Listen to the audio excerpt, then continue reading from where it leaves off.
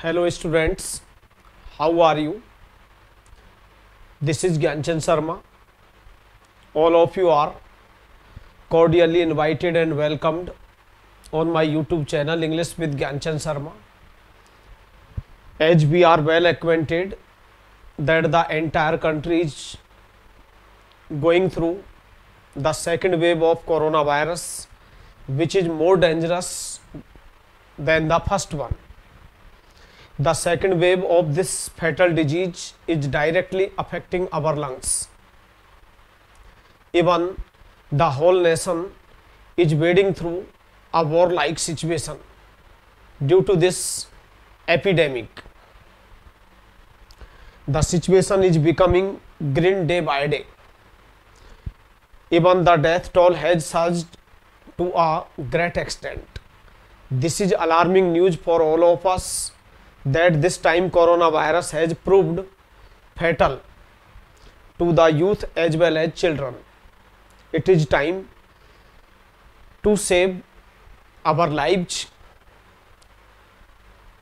and stay indoors safely following the norms of COVID-19 set by the government. And again in this session we are going to discuss the conditional sentences, especially the third pattern of conditional sentence. तो देखिए हम इस session में conditional sentence के बारे में discuss करने जा रहे हैं. तो मैं आपको हाइपोथेटिकल सेकंड कंडीशन के बारे में बता रहा था, इमेजिनरी कंडीशन के बारे में. तो देखते हैं हम कुछ सेंटेंसेज. मैंने कहा कि if he were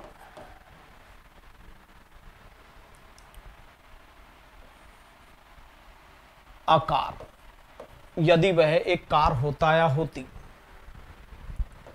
he would run over you, तो वह तुम्हें कुचल देती. देखिए मैंने कहा कि आपसे कि इमेजिनरी कंडीशन में हम कुछ भी इमेजिन कर सकते हैं, और इमेजिनरी कंडीशन में, हाइपोथेटिकल कंडीशन में कभी भी वॉज का प्रयोग नहीं होता है, बल्कि हमें हमेशा किसका यूज करना होता है, वर का. अब मैं इसका यूज एक इन्वर्जन में भी कर सकता हूं. इंग्लिश में इन्वर्जन दो प्रकार के होते हैं, फुल इन्वर्जन, हाफ इन्वर्जन. तो फुल इन्वर्जन का मतलब होता है कि हेल्पिंग वर्ब का प्रयोग वाक्य के शुरू में करना, और हाफ इन्वर्जन का मतलब होता है कि इंग्लिश में कुछ एडवर्ब्स होते हैं जिनके बाद हम हेल्पिंग वर्ब का यूज करना मैंडेटरी होता है, कंपलसरी होता है. तो वो हम आगे चल के पढ़ेंगे. नहीं, आप कंडीशनल सेंटेंस में भी हमें इन्वर्जन का यूज पढ़ना पड़ता है. मैं इसका यूज इस तरह से भी कर सकता हूं कि वर ही अ कार, यदि वह एक कार होता या होती तो he would run over you, तो वह तुम्हें रन ओवर कर देती, कुचल देती, रन ओवर यू. अब देखिए यहां पर जो मैंने वर का यूज किया है ये इन्वर्जन के रूप में यूज किया है, हेल्पिंग वर्ब का प्रयोग शुरू में किया है. यहां पर आपको एग्जामिनर थोड़ा सा कंफ्यूज कर सकता है, क्योंकि यहाँ जो वर है ये दो काम कर रहा है. ये इफ का भी काम कर रहा है और मेन वर्ब की सेकंड फॉर्म का भी काम कर रहा है. तो मैं इसको इस तरह यूं भी लिख सकता हूं. सेकंड वे मेरे पास ये है कि were he a car, he would run over you. तो ये कौन सा यूज है, इन्वर्जन यूज. अभी मैं समझा दूंगा लास्ट में आपको, कंडीशनल के बारे में डिटेल पढ़ेंगे. अब मैंने एक सेंटेंस लिख दिया कि सी द फाइनेंस मिनिस्टर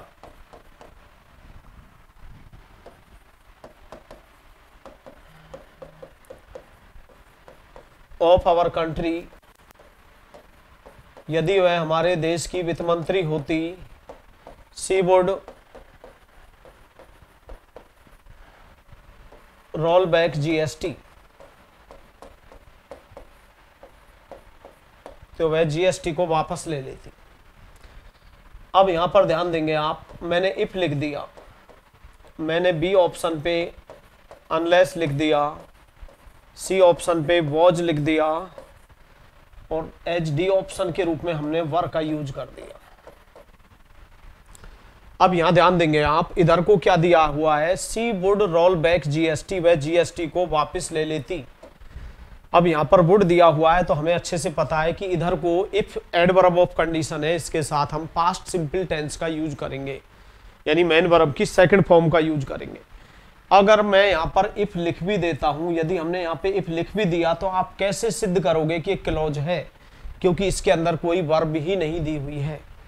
और मैं आपको बताऊंगा कि एक क्लॉज के अंदर 5 एलिमेंट्स होते हैं, लेकिन अगर क्लॉज का जो वाइटल एलिमेंट है, क्लॉज की जो आत्मा होती है, स्पिरिट होती है, वो वर्ब होती है। अगर किसी क्लॉज से आप वर्ब को निकाल दे तो क्लॉज खत्म हो जाता है, पास अवे हो जाता है।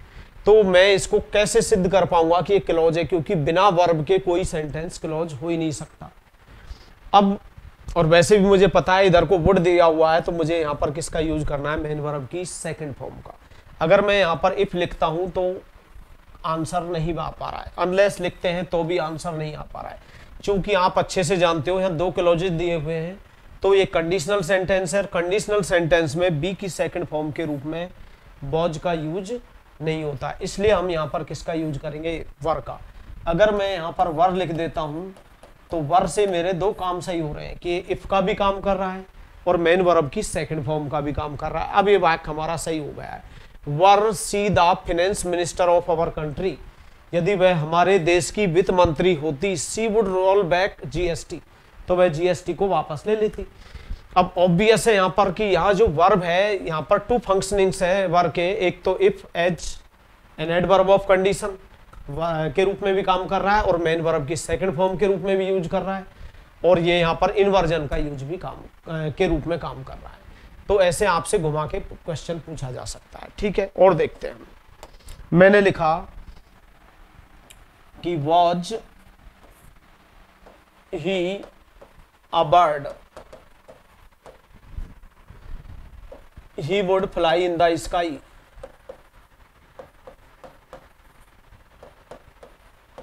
in the sky। ठीक है, मैंने ऑप्शन लिख दिया यहां पर इफ, बी पर लिख दिया वर,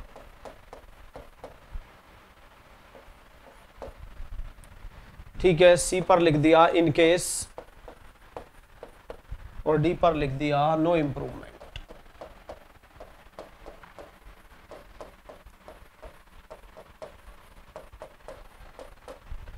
अब देखो, आप अच्छे से जानते हो यहां पर वॉज को अंडरलाइंड कर दिया है। यदि आपको लगता है कि वॉज यहां पर सही है, तब तो आपको आंसर देना है डी, कि हम कोई करेक्शन नहीं करना चाहते, नो इम्प्रूवमेंट। और आपको लगता है कि जो अंडरलाइंड है उसमें there is something grammatical error, then you are to answer A B C. यदि आपको लगता है कि एरर उसमें कुछ गड़बड़ है, गलत है, हम नो इम्प्रूवमेंट आंसर नहीं दे सकते, तो हमारे पास 3 ऑल्टरनेटिव्स है, ए बी और C, and we are to select the right one. तो मैंने कहा कि वॉज ही अ बर्ड, यदि वह एक पक्षी होता, he would fly in the sky, तो यहाँ पर वुड आ रहा है, और वुड आ रहा है तो उधर क्या आएगी, मेन वर्ब की सेकंड फॉर्म। तो वॉज भी सेकंड फॉर्म होता है, लेकिन कंडीशनल सेंटेंस के अंतर्गत कभी भी सेकंड फॉर्म के रूप में वॉज का यूज नहीं होता है। अब इफ लिखूंगा तो यहाँ पर सेकंड फॉर्म नहीं है, तो इसलिए मुझे क्या आंसर देना पड़ेगा, वर। अब यहाँ पर जो वर है वो इफ का भी काम कर रहा है, ठीक है, और मेन वर्ब की सेकंड फॉर्म का भी काम कर रहा है, और ये फुल इन्वर्जन के रूप में भी काम कर रहा है। ठीक है, कल को आप ये कंडीशनल नहीं कह सकते। कल को मैंने ये कहा कि वर दे प्लेइंग क्रिकेट, तो ये कंडीशनल सेंटेंस नहीं है, ये प्रश्नवाचक वाक्य है। मैंने कहा was he speaking English fluently, क्या वह धारा प्रवाह से अंग्रेजी बोल रहा था, तो ये भी कंडीशनल सेंटेंस नहीं है। क्यों नहीं है कंडीशनल सेंटेंस, क्योंकि कंडीशनल सेंटेंस के अंदर 2 क्लॉजेज का आना जरूरी है। ये इंटरोगेटिव सेंटेंस है, ये कंडीशनल सेंटेंस है। जैसे देखेंगे आप, वर ही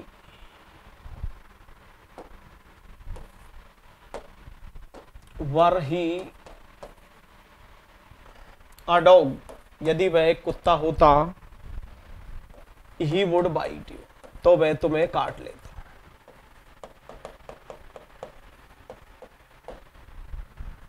इसी को मैं दूसरे तरीके से भी लिख सकता हूं, if he were a dog he would bite you, यदि वह एक कुत्ता होता तो तुम्हें काट लेता। ठीक है, तो यहां पर जो वर है वो इफ का भी काम कर रहा है, मेन वर्ब की सेकंड फॉर्म का भी काम कर रहा है, फुल इन्वर्जन के रूप में भी इसका यूज किया गया है। ठीक है, और देखते हैं। चलो आप एरर डिटेक्ट करके बताएंगे। If he were me,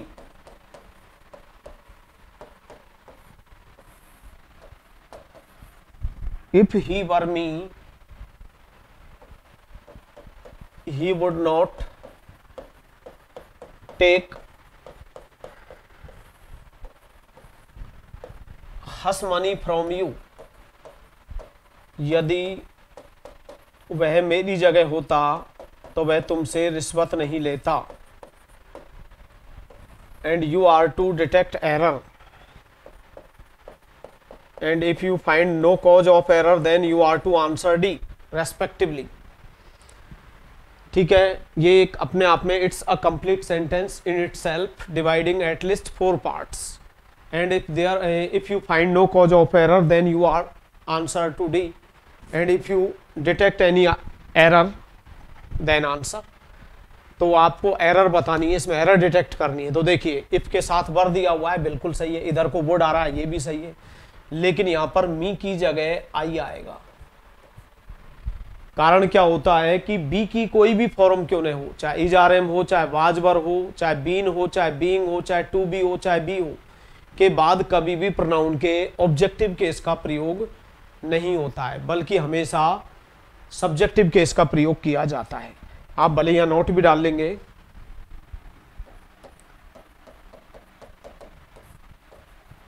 if were, if had been के बाद कभी भी प्रोनाउन के ऑब्जेक्टिव केस का प्रयोग नहीं किया जाता है। ऑब्जेक्टिव केस का प्रयोग नहीं किया जाता है।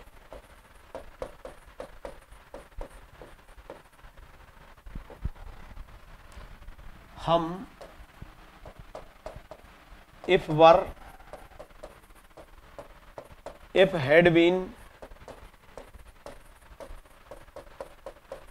के बाद हमेशा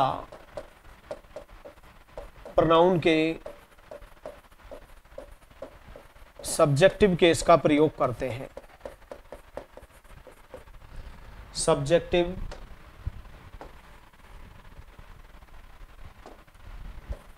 केस का प्रयोग करते हैं, का प्रयोग करते हैं। ठीक है, दूसरे वे में भी लिख सकते हैं, अर्थात बी की कोई भी फॉर्म क्यों नहीं हो,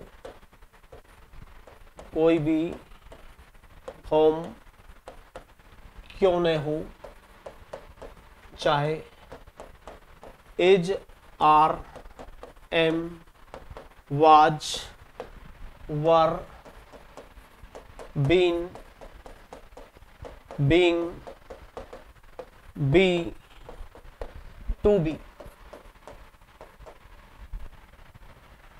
अर्थात बी की कोई भी फॉर्म क्यों नहीं हो, चाहे इज, आर, एम हो, वाज, वर हो, बीन हो, बीइंग हो, बी हो, टू बी हो, के बाद हमेशा प्रोनाउन के सब्जेक्टिव केस का प्रयोग किया जाता है। सब्जेक्टिव केस का प्रयोग किया जाता है। किसका प्रयोग किया जाता है? हमेशा प्रोनाउन के सब्जेक्टिव केस का प्रयोग किया जाता है। देखो मैं एग्जाम्पल से क्लियर करता हूं आपको। मैंने कहा कि who is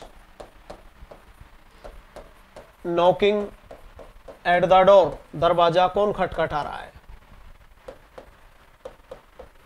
who is knocking at the door, मैंने आंसर दिया मैं हूं जो कि दरवाजा खटखटा रहा हूं। It is me who am knocking at the door, मैं हूं जो कि दरवाजा खटखटा रहा हूं।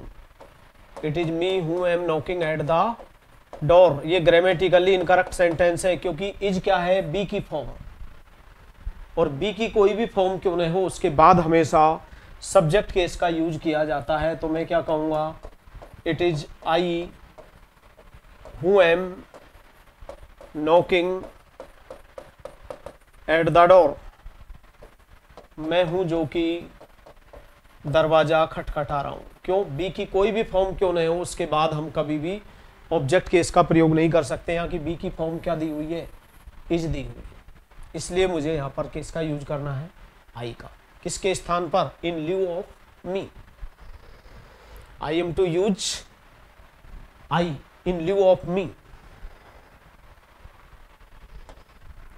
और देखिए अब मैंने कहा कि इफ आई वर हिम, तो आप पढ़ते ही गलत कर दे इसको, क्योंकि ये पता है हमें कंडीशनल सेंटेंस में बी की सेकंड फॉर्म के रूप में वर का यूज होता है, ये तो सही है, लेकिन ये बी की फॉर्म है, बी की कोई भी फॉर्म क्यों नहीं हो उसके बाद हमें किसका यूज करना है, सब्जेक्टिव केस का यूज करना है। तो इफ आई वर ही बोलना है, समझ गए होंगे आप। पैटर्न थर्ड पे आ जाते हैं अब हम, कंडीशनल सेंटेंस की last pattern, pattern third, if plus had plus main verb की थर्ड फॉर्म। तो हम मेन क्लॉज में क्या यूज कर सकते हैं, शुड हैव, वुड हैव, ये नहीं दिए हुए हैं तो कुड हैव, माइट हैव, और मेन वर्ब की थर्ड। ठीक है, मैंने कहा if he had worked hard,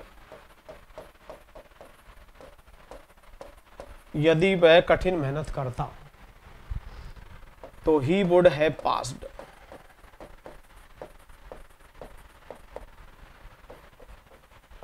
conditional sentence के अंतर्गत मैं वर का और हेड का दोनों का कैसे यूज कर सकता हूं, इन्वर्सन के रूप में। इसी सेंटेंस को मैं दूसरे तरीके से भी लिख सकता हूं, किस तरह से, देखिए, हैड ही वर्कड हार्ड,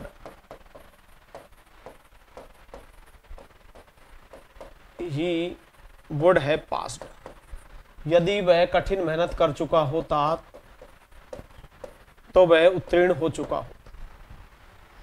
अब यहां पर देखिए हेड यहां पर इफ का भी काम कर रहा है और यहां हेड प्लस थर्ड फॉर्म का भी काम कर रहा है और ये फुल इन्वर्जन का भी काम कर रहा है। ठीक है, ये थर्ड पैटर्न हो जाती है। अब क्वेश्चन कैसे पूछ सकता है एग्जामिनर आपसे, देखिए, he tried his best,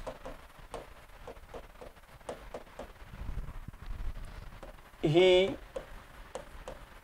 would have succeeded in his endeavors,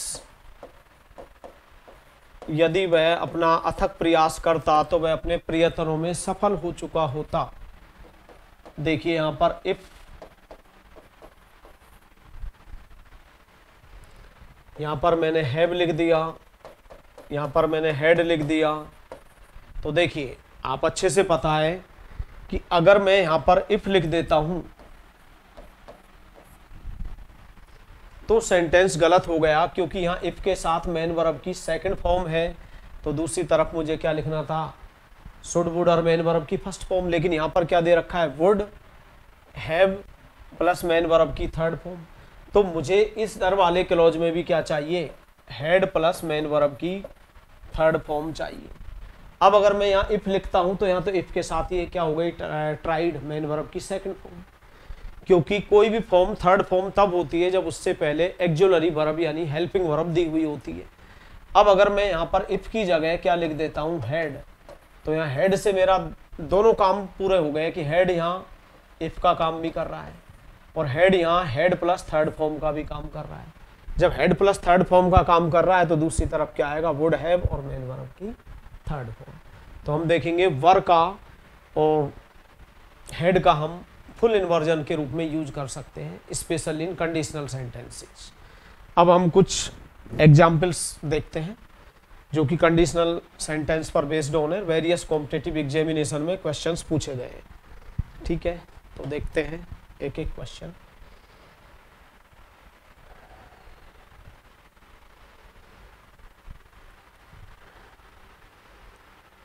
यदि आपको कोई समझने में प्रॉब्लम आए तो आप मुझे सजेस्ट कर सकते हैं।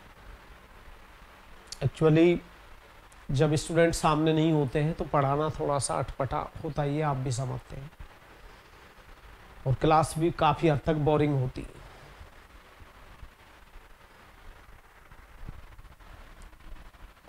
तो देखिए फर्स्ट क्वेश्चन आपके सामने है, स्क्रीन पर है।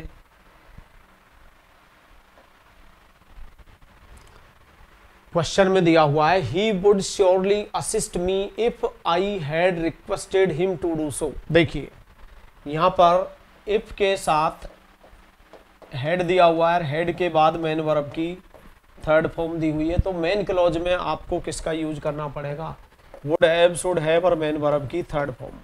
तो यहाँ पर वुड हैव और मेन वर्ब की थर्ड फॉर्म का यूज करना है। तो देखिए यहाँ पर ये दे रखा इफ आई हैड रिक्वेस्टेड, तो यहाँ पर वुड हैव दे ही नहीं रखा, तो वुड हैव इसमें नहीं है, ये गलत।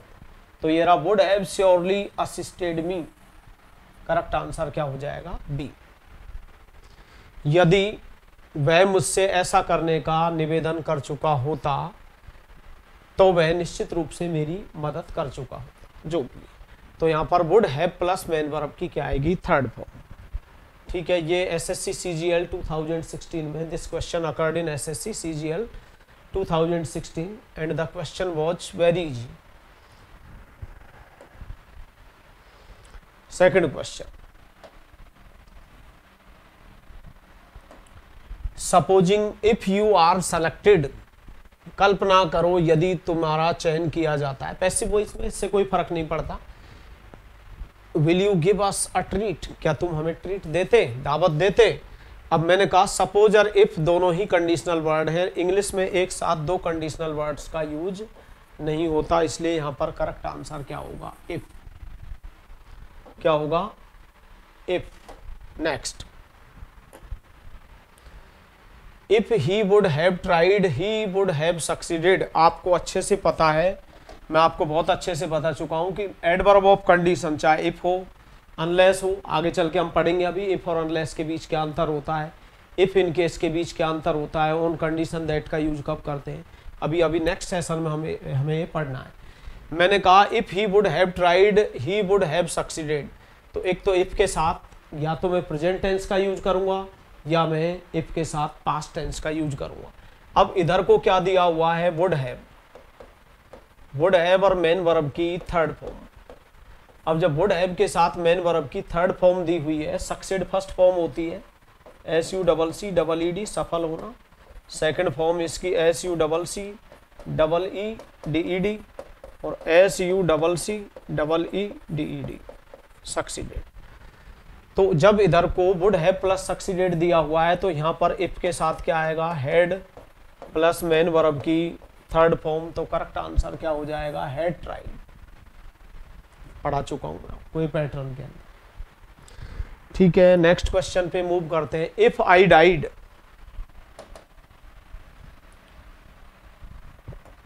If I died my hair green, यदि मैं अपने बालों का जो रंग है वो कैसा करता, हरा करता। ठीक है, यदि मैं डाई करता कैसे, हरे रंग की, तो everybody will laugh at me, तो हर कोई मुझ पर हंसता। देखो वहां पे क्या दिया हुआ है, सेकंड फॉर्म, और जब इफ के साथ सेकंड फॉर्म दी हुई है तो हम दूसरे क्लॉज में किसका यूज करेंगे, वुड का। तो करेक्ट आंसर क्या हो जाएगा, वुड। पढ़ा चुका हूं मैं, आप अच्छे से देख सकते हैं। Next exercise, sorry next question.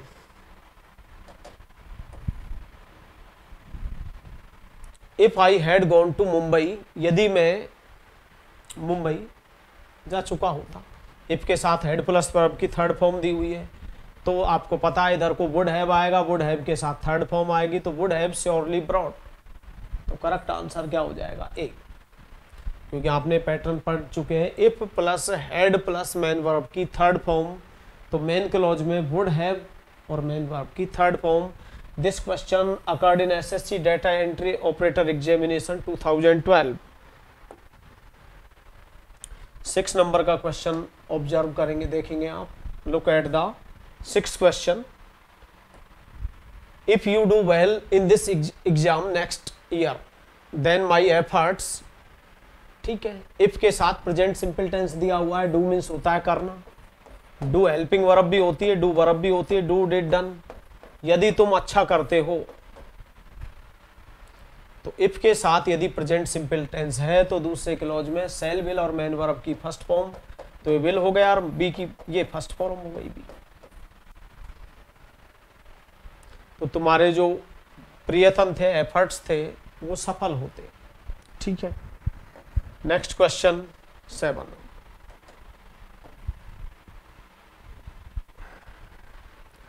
देखिए question SSC CGL TR first 2013। If he smokes less, यदि वह कम पीता है, कम धूम्रपान करता है, तो he might get rid of his cough, तो उसे अपने कफ से, खांसी से छुटकारा मिल सकता था। लेकिन आपको पता है कि जब इफ क्लॉज के साथ प्रेजेंट सिंपल टेंस आएगा एडवर्ब ऑफ कंडीशन के साथ, तो दूसरे क्लॉज में सेल विल होना चाहिए था। यहाँ पर माइट दे रखा है, माइट दे रखा है तो इधर को वर्ब की क्या आनी चाहिए? इधर को सेकंड फॉर्म।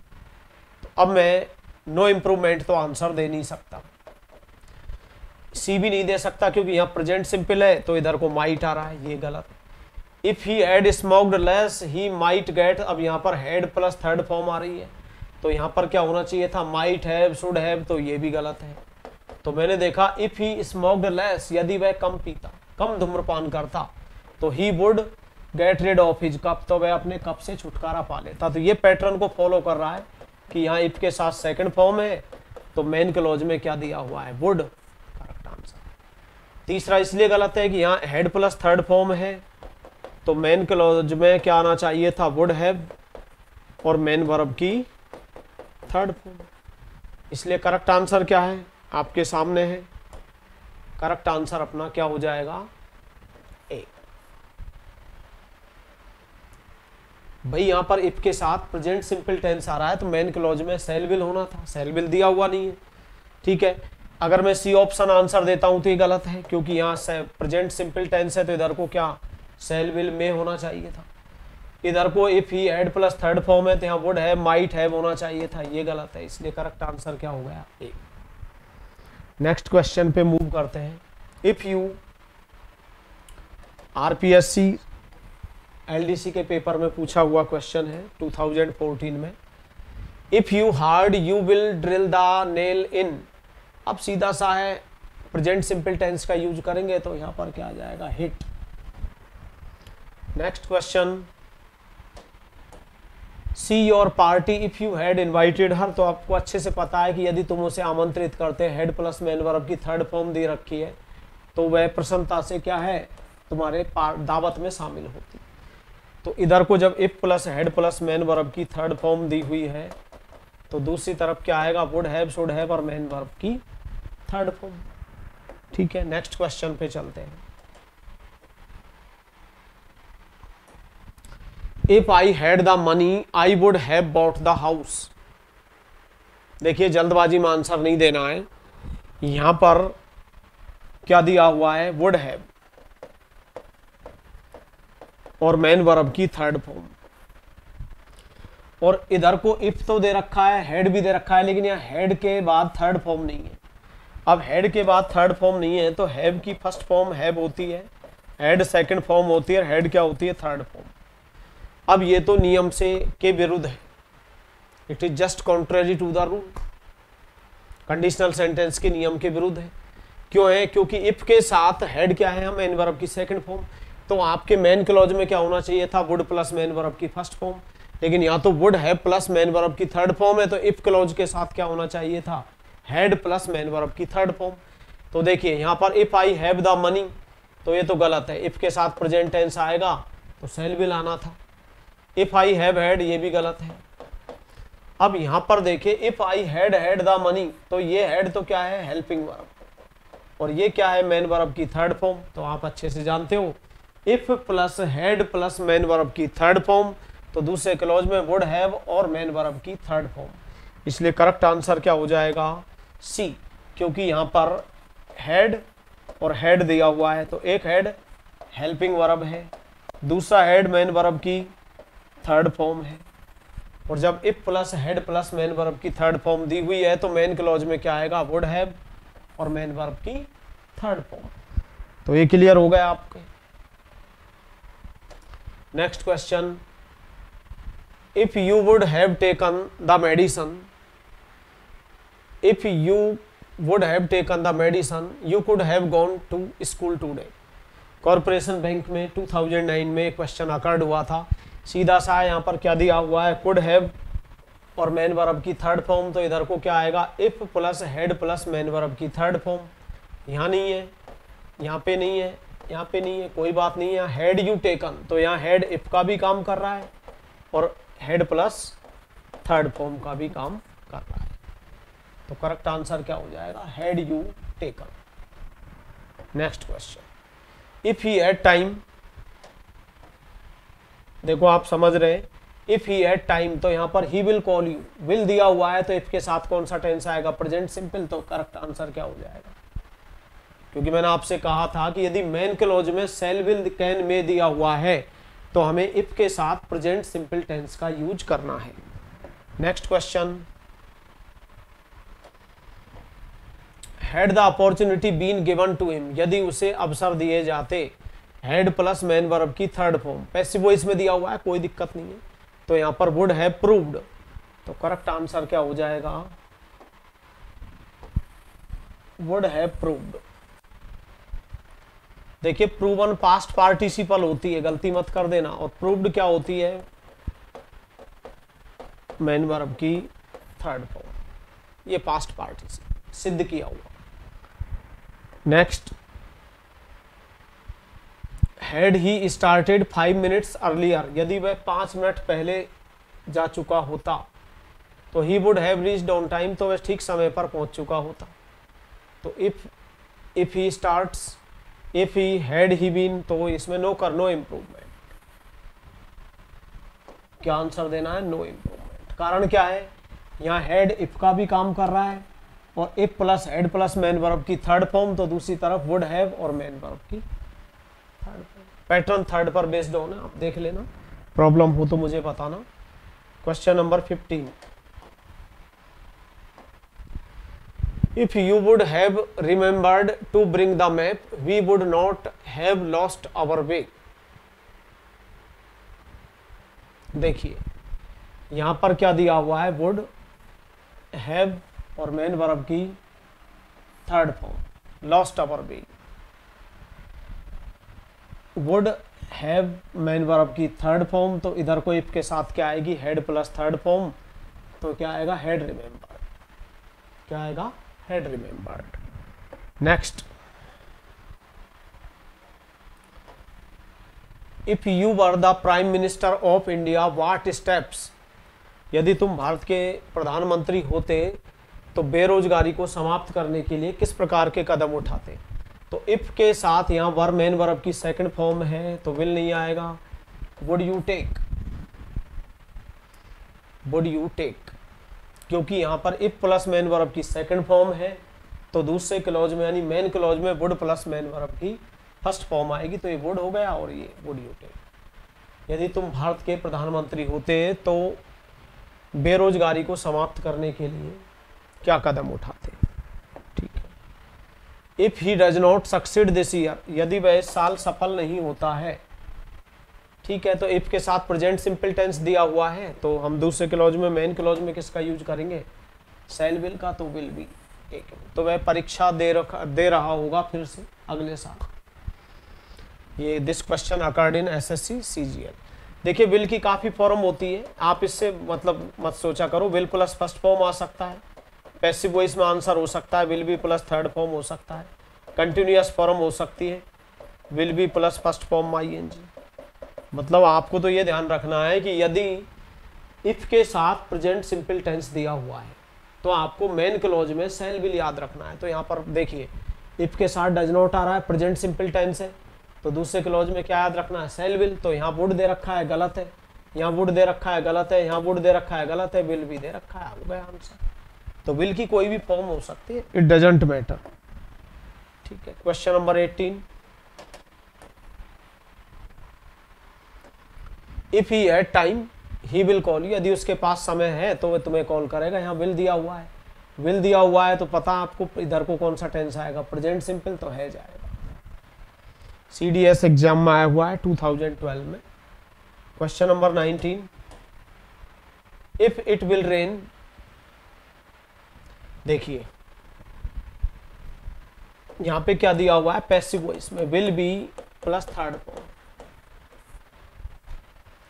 और आपको पता है इफ के जब इधर को मेन क्लॉज में सेल विल दिया हुआ है तो इफ के साथ प्रेजेंट सिंपल टेंस आता है, और वैसे भी इफ के साथ हम फ्यूचर टेंस या मॉडल का यूज नहीं कर सकते। ये गलत, ये गलत, क्या आएगा, if it rains, if it rains.